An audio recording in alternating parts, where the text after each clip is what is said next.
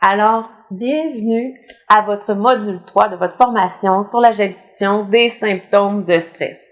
Bien sûr, maintenant qu'on connaît les réactions au stress, qu'on sait qu'elles sont naturelles, maintenant qu'on connaît notre type de personnalité et qu'on sait qu'on doit faire avec, car aussi nos personnalités sont bien ancrées en nous, maintenant nous allons voir quels sont les éléments de l'extérieur qui viennent nous perturber. Parce qu'effectivement, la réaction de stress est régulièrement suscitée par des événements ou des situations extérieures qui viennent nous déranger.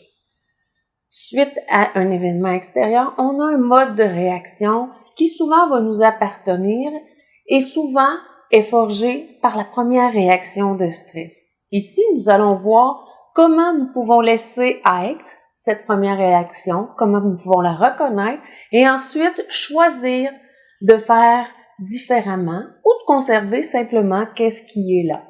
Parce que oui, les éléments extérieurs nous perturbent. Par contre, notre réaction peut aussi ajouter à notre stress. Avant de commencer les enseignements, je vous propose d'aller dans vos fichiers PDF annexés et d'aller remplir le questionnaire de l'échelle d'évaluation du stress de Holmes. Je vous revois dans quelques minutes. Si ce n'est pas fait, je vous suggère de faire pause.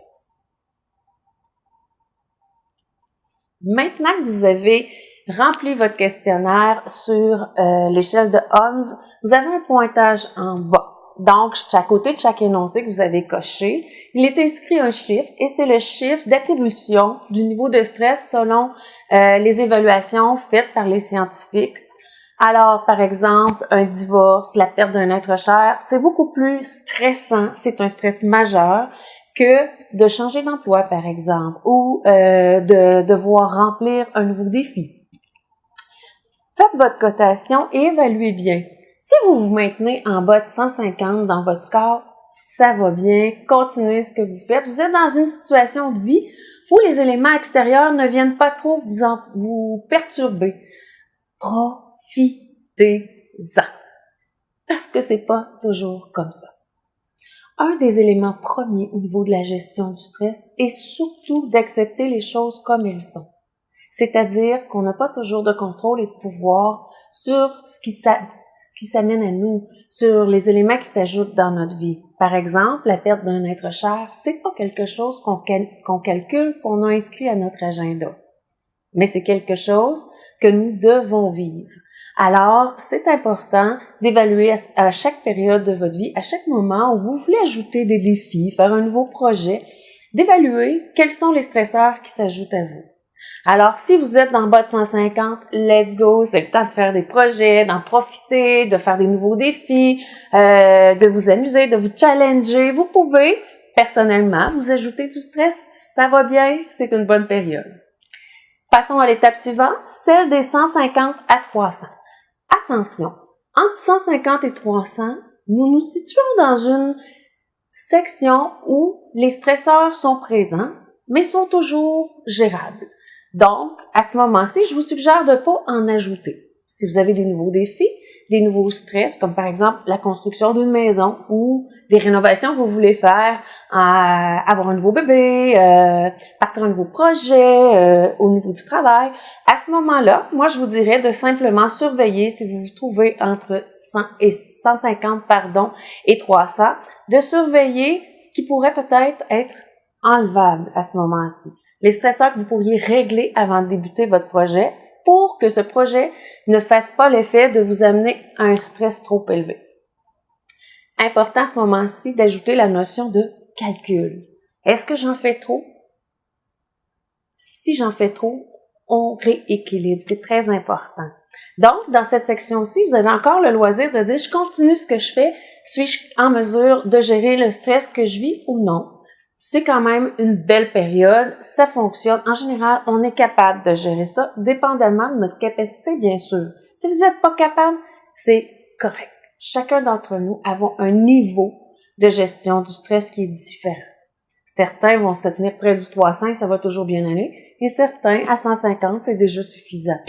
Acceptez, surtout, acceptez qu'est-ce qui est là. Maintenant, les gens qui se situent au-dessus du 300, vous allez me voir venir, c'est qu'il y a des éléments dans votre vie qui sont perturbants à ce moment-ci. Il y a trop d'événements ou de situations à gérer. Alors, c'est difficile pour vous d'être disponible et disposé à vivre des situations qui s'imposent à vous. Des événements majeurs, il faut pas qu'il y en arrive quand on est en haut de 300 parce qu'on est déjà à un niveau de stress élevé. Donc, à 300, ce que je vous suggère, c'est de prendre des solutions et de tomber en mode résolution de problèmes. C'est-à-dire d'évaluer qu'est-ce qui se passe dans votre vie en ce moment et quelles sont les situations que vous pourriez gérer et régler de sorte à diminuer votre stress. Surtout pas en ajouter, s'il vous plaît. Nous sommes dans la période où on doit en enlever, en retirer. Il y a des gens qui vont me dire, ouais, mais Nathalie, je peux pas en retirer. Ma mère est malade, mon père est malade, j'ai un enfant malade, etc., etc. Effectivement. Il y a des moments de notre vie où c'est comme ça. Alors, on doit faire en sorte de se préserver. Quand on peut pas retirer les situations qui sont stressantes à ce moment-ci de notre vie, on tombe en mode où on doit prendre bien soin de nous. On doit peut-être enlever quelques activités, des comités sociaux, diminuer les heures de travail, se rendre disponible à offrir notre aide aux personnes autour de nous qui sont malades ou à gérer la situation qui cause un stress majeur et sur lequel, malheureusement, on n'a pas de contrôle. À ce moment-ci, prendre soin de nous, des petits bains, bien manger, prendre des marches, prendre des temps de repos supplémentaires sont nécessaires. Et on doit absolument faire le deuil de notre vie plus active, plus mouvementée, plus agrémentée, qui est celle des moments où on vit un stress en deçà de 150. Très important, on tombe ici dans un élément d'acceptation. Espérons-le, si c'est une période de votre vie, faites ce qu'il faut pour qu'elle se passe au mieux en diminuant les éléments perturbants autour de vous. Alors, j'espère que ce questionnaire de Holmes vous est utile. J'espère qu'il vous donne des repères sur où vous vous situez dans votre vie. Je vous suggère de le faire régulièrement, mais surtout d'être à l'affût maintenant, quand il se passe une situation majeure dans votre vie, de simplement évaluer si les éléments que vous vivez sont équilibrés ou non. Alors, à ce moment-là, on doit rapidement retirer. Premier réflexe à avoir en réaction aux éléments extérieurs, on rééquilibre.